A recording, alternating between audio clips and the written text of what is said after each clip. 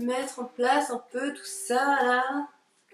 Salut les filles, j'espère que vous allez toutes très bien. Donc aujourd'hui je reviens avec un maquillage. Et oui, alors là pour le coup ça fait super longtemps que je vous ai pas fait un tuto. C'est vrai qu'avant je me maquillais tout le temps avec un trait d'eyeliner et depuis 3 ans, en fait depuis que je suis avec mon copain, eh bien je ne mets plus d'eyeliner. Alors je sais pas pourquoi, c'est comme ça, il y a des périodes dans la vie hein. Avant je pouvais pas sortir sans mon trait d'eyeliner, voilà c'est comme ça. Et là il y a 3 mois, je me suis réveillée, je me suis dit tiens j'ai envie de remettre mon trait d'eyeliner, ça fait super longtemps que je me suis pas maquillée comme ça.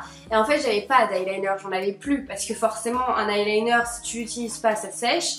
Et tous les autres, bah, vu que je les portais plus et qu'ils étaient à moitié finis, bah, je les ai jetés au bout d'un moment. Donc du coup j'ai été sur Kiko et je me suis commandé cette merveille qui coûte que dalle. Je commençais à me remaquiller comme ça là depuis ces 2 derniers mois on va dire. Et c'est vrai que ça m'avait manqué et je trouve que c'est un look voilà, qui est plus approprié à ma personne. Je vous montre mon maquillage au quotidien et surtout tous les produits qui sont dans ma routine make-up de tous les jours. C'est-à-dire le fond de teint, l'anti-cerne, la poudre, tout ça c'est vraiment tous les jours. Donc j'espère que ce tuto va vous plaire. En même temps j'essaye de vous expliquer comment poser le trait d'eyeliner, ce qui est assez compliqué quand on n'a pas trop le coup de main. Moi au début je ne l'avais pas, je vous rassure. Là en tout cas je fais de mon mieux pour vous expliquer au mieux. Après à vous de trouver le matériel et votre technique pour pouvoir appliquer un trait d'eyeliner. Sur ce, je vous laisse avec la suite de ma vidéo. Alors, je vais prendre comme anti-cerne le Check Tape de Tarte, voilà, qui se présente comme ceci. Ma couleur c'est le Light Medium. Alors avant, je mettais d'abord mon fond de teint et ensuite mon anti-cerne. Et c'est vrai que celui-ci, je préfère le mettre en premier parce que je trouve que mon anti-cerne adhère mieux en fait avec le fond de teint. Alors qu'avant, quand je le mettais après, bah, je trouvais qu'on voyait un petit peu les démarcations.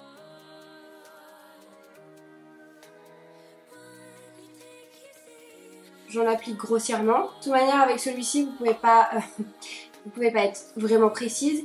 La taille de la brosse est énorme, c'est pour ça j'étais un peu mitigée pour celui-ci. Je le trouve très bien, très couvrant, la couleur est parfaite, facile à travailler et tout. Mais c'est vrai que l'applicateur est assez balèze et pour la précision, bah pour le coup il n'y en a pas. Je vous ai fait un petit zoom pour que vous puissiez voir un petit peu mieux. Donc du coup,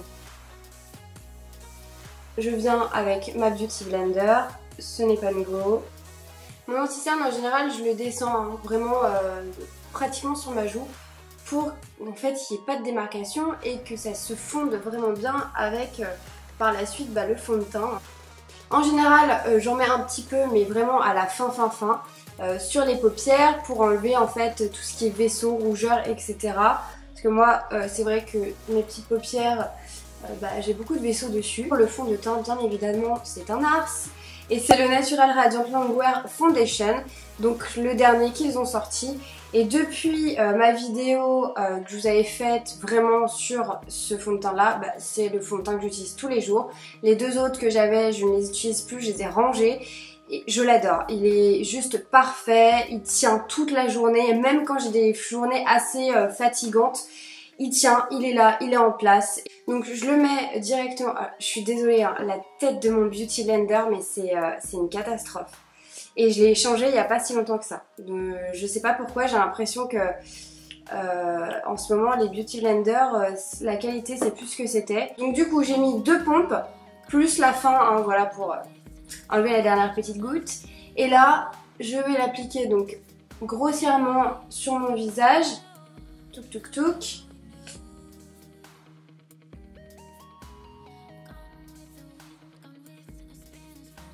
Je vois vraiment rien là avec ce soleil. Donc là vous voyez que j'ai quand même un teint super naturel, amélioré parce que toutes mes imperfections se sont cachées. Mais voilà, j'ai pas non plus 3 tonnes de fond de teint sur le visage. Et ça me convient très bien. On va venir poudrer tout ça pour que le maquillage tienne et que ça ne file pas dans les plis, que ce soit le nez, autour de la bouche, en dessous des yeux, etc. Et surtout pour matifier, donc avoir zéro brillance de toute la journée. Donc je prends encore une fois la poudre de chez Tarte, c'est la Filter Light, comme ceci. Donc c'est une poudre libre, ultra fine. Donc ce que je fais en général, c'est qu'il y en a toujours dans le couvercle et c'est la bonne dose pour mon visage. Je prends un pinceau assez fluffy mais pas trop, genre pas trop gros en fait. Celui-ci c'est un Zoeva, c'est le numéro 126. En général, moi je commence toujours par les yeux, les cernes. C'est là où j'en ai le plus besoin. Je descends sur le nez. Et ensuite, je termine le reste de mon visage. L'avantage de cette poudre, c'est qu'elle est tellement fine qu'elle n'est pas du tout perceptible sur le visage. Et elle sent la vanille, c'est super agréable. Ensuite, on passe bien évidemment à la poudre de soleil. Donc là, j'ai la Tarte, voilà, qui est comme ceci. Donc à l'intérieur, voilà, donc là je commence un peu à la creuser. Ça fait quoi, un peu plus d'un an que je l'ai. En fait, j'alterne entre celle-ci et la Laguna parce que c'est vraiment deux teintes que j'adore et qui me conviennent le mieux. Donc c'est vraiment un teint chaud, mais sans particules de nacre ou quoi que ce soit. Donc du coup, ça fait pas du tout boule à facettes à la fin quand vous avez terminé votre maquillage. J'utilise un nouveau pinceau de teint parce que ça y est, oui, enfin, j'ai jeté l'autre. Enfin, je l'ai pas jeté. Je l'ai gardé en souvenir, mais mon dinosaure de pinceau que j'utilisais là tout le temps dans mes dernières vidéos, ça y est, j'ai enfin trouvé un bon pinceau de teint qui me correspond. Donc celui-ci, c'est un Kiko. C'est apparemment, je crois, une nouvelle gamme. Et du coup, c'est le numéro 8 et il est parfait. Il perd pas ses poils, il est tout doux et en même temps, il applique très très bien la poudre de soleil. Donc je suis assez ravie.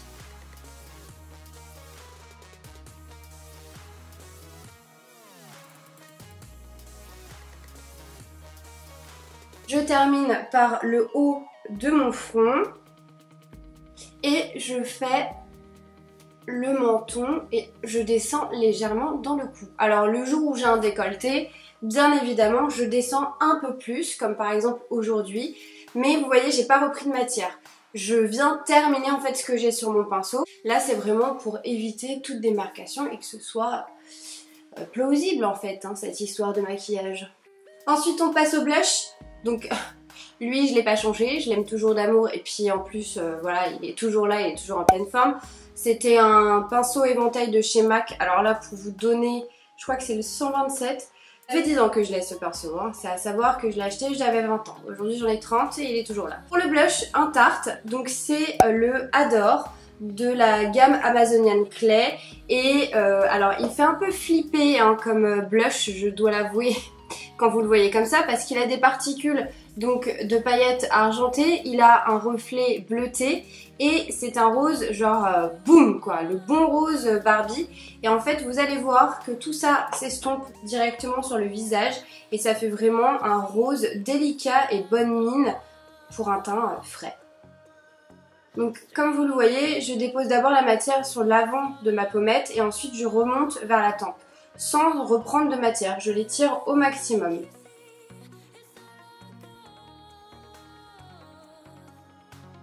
Quand j'ai terminé, ma petite astuce pour avoir un teint bonne mine sans vouloir mettre du fard à paupières, c'est que j'en mets sur ma paupière en fait, tout simplement. Et je termine, j'ai pas repris de couleur. Ensuite, je passe à mes sourcils. Donc déjà, je viens avec un goupillon en fait les brosser. Donc je les brosse en général dans le sens inverse de la pousse du poil et je les remonte. Donc là, ça va être vraiment genre en mode je débroussaille le sourcil. Donc du coup, pourquoi je fais ça? Parce que déjà d'une, je décolle tous les poils pour bien tous les choper, pour les maquiller par la suite.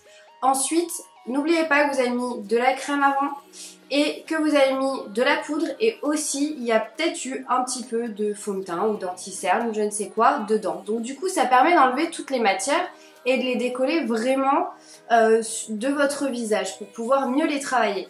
Ensuite, peu importe ce que vous allez faire, crayon, mascara ou autre pour le sourcil, vous allez voir que ça c'est l'étape numéro 1 qui est ultra importante. Moi j'utilise, c'est un mascara à sourcils transparent de chez Kiko. J'utilise ça depuis des années maintenant.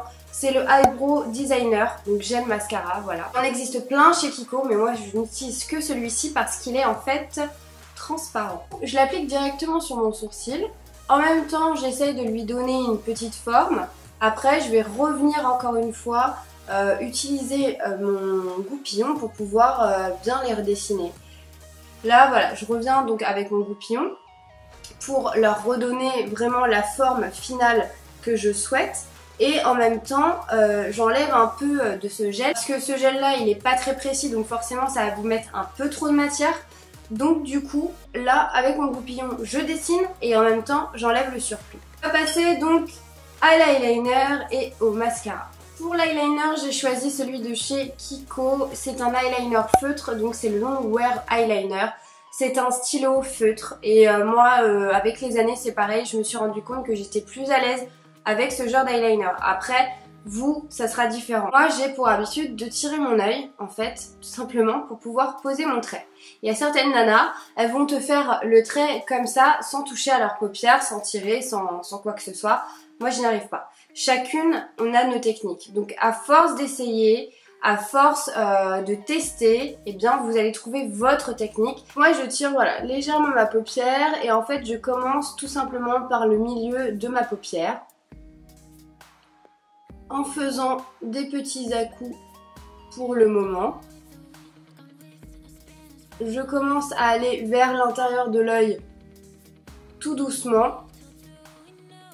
En fait, je vais m'arrêter vraiment à la naissance du cil et là, je vais y aller vraiment très doucement avec la pointe pour que ce soit fin et ensuite que ça devienne de plus en plus épais. Après, du coup, je vais terminer ma bande jusque à la fin de mes cils et ensuite je vais dessiner ma pointe. Alors pour la pointe c'est pareil, en général il faut s'aider en fait de la fin de son sourcil. Si vous le mettez plus vers là ou plus vers là, votre trait déjà va être droit, donc ça peut casser la courbure de votre œil et ça peut aussi vous faire les yeux tristes, c'est-à-dire qui tombent, et c'est pas le but d'un eyeliner. L'eyeliner, son but c'est d'avoir des yeux de chat, donc des yeux bien en amande qui vont vers le haut.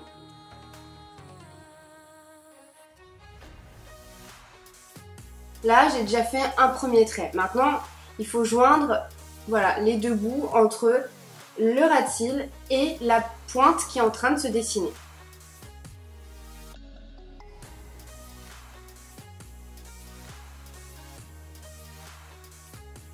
Voilà, là j'ai rejoint les deux. Donc après, je peux m'arrêter là. Là, ça fait un très joli trait d'eyeliner. Mais si je veux accentuer vraiment ce côté œil de chat avec une jolie pointe, du coup, ce que je fais, c'est que juste avec la pointe, je vais venir en fait poser la pointe de mon eyeliner pour mettre l'empreinte de la pointe, tout simplement.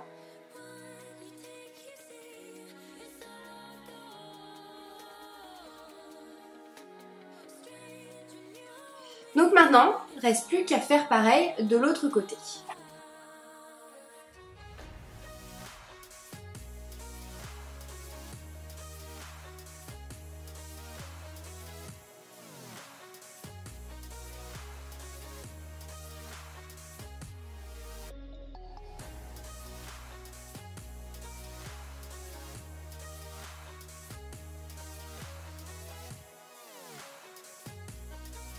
Donc là, je me suis un petit peu foirée. Donc l'astuce, c'est de prendre un coton-tige.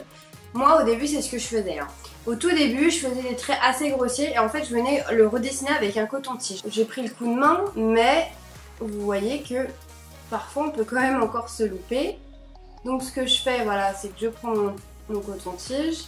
Je viens nettoyer ce qu'il y a à nettoyer. Là, je viens de faire un énorme pâté, ça c'est tout le temps. Du coup, j'ai enlevé mon gros pâté et du coup, je reprends à nouveau mon eyeliner et je viens terminer ma pointe. Donc voilà, l'eyeliner est terminé, maintenant on va passer au mascara. Donc le mascara, c'est le Dior Show, donc le nouveau mascara de chez Dior qui vient de sortir. Donc pour la petite histoire, c'est que j'ai eu un échantillon dans une box beauté il y a quelques mois de ça, pour sa sortie. Je suis absolument pas attirée par Dior. Et là, j'ai eu l'échantillon, donc je l'ai testé forcément. Et je vous avoue que j'ai eu une révélation, quoi, un énorme coup de cœur.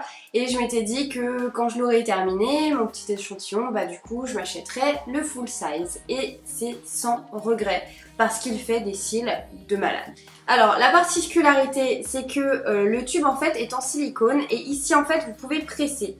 Et ça c'est juste révolutionnaire parce que quand tu as fini ton pot de mascara. Pour racler au fond, faut y aller. Moi parfois j'étais tellement brusque avec que je cassais carrément la tige et du coup je pouvais plus utiliser mes mascaras. Mais là c'est pratique de chez pratique parce qu'au final toute la matière qui est en dessous, enfin tout au bout, et ben on va pouvoir continuer à la choper. Au niveau de la brosse, donc c'est une brosse en silicone avec des tout petits picots.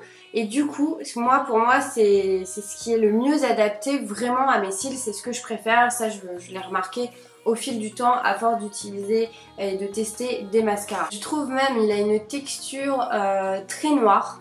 Et moi, c'est ce que je recherche dans les mascaras noirs. C'est qu'ils soient vraiment un noir profond. Et la matière est super simple en fait à travailler. Ça sèche pas tout de suite, donc on peut venir retravailler le cil, faire même du cil à cil quoi, vraiment.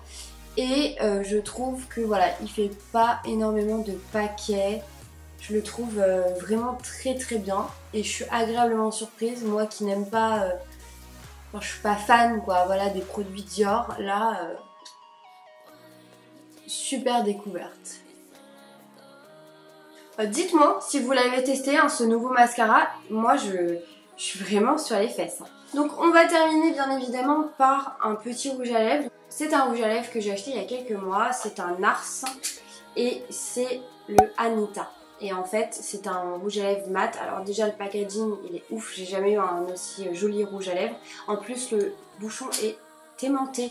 Donc ça c'est super dans le sac. Voilà à quoi ressemble la bête. C'est un joli bois de rose, donc il vient en fait se matifier légèrement sur la bouche.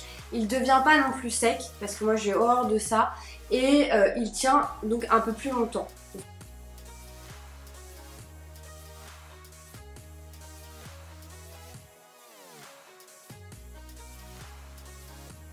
La matière elle est très agréable. Et en même temps, elle est, comment dire, elle se travaille très bien. Je trouve que pour un rouge à lèvres, voilà, en général, je mets toujours soit du transparent, soit un bois de rose, mais en moins foncé, je veux dire. Et ben là, il se travaille super bien. Et vous voyez, j'ai pas de retouche à faire, j'ai pas de crayon à mettre ou quoi que ce soit. Et c'est juste parfait, en tout cas pour moi. Donc voilà les filles, mon tuto est terminé. Donc c'est vraiment comme ça que je me maquille tous les jours en ce moment. Ce rouge à lèvres, voilà, je le recommande à tout le monde. Il est magnifique, il tient super bien. J'ai que des compliments depuis que je le porte. Mon eyeliner, bah voilà, c'est le Kiko, c'est un feutre. Pareil, il coûte vraiment mais que dalle et il est super. Parce que même après une journée de boulot vraiment intense, il est toujours là, il est toujours en place. Le mascara, bah... vous m'en redirez des nouvelles hein, si vous le testez, mais sincèrement testez-le malgré le prix. Alors oui, j'ai grincé des dents parce que voilà, c'est du Dior, donc forcément voilà, ça a un certain coût. Ça fait 2 mois non-stop que je le porte tous les jours. Je peux vous dire qu'il m'en reste encore un paquet et je pense que si je dois le racheter, ça sera, allez, on va dire début septembre. Donc là, j'ai encore 2 mois avec. Donc pour le coup, 4 mois de mascara Dior. Là, on va dire que ça vaut le coup. Donc, j'espère que ce look vous aura plu. Si vous avez des questions sur les produits ou sur autre chose, surtout n'hésitez pas, j'y répondrai avec plaisir. Sur ce, je vous fais d'énormes bisous et je vous dis à la prochaine. Ciao les filles!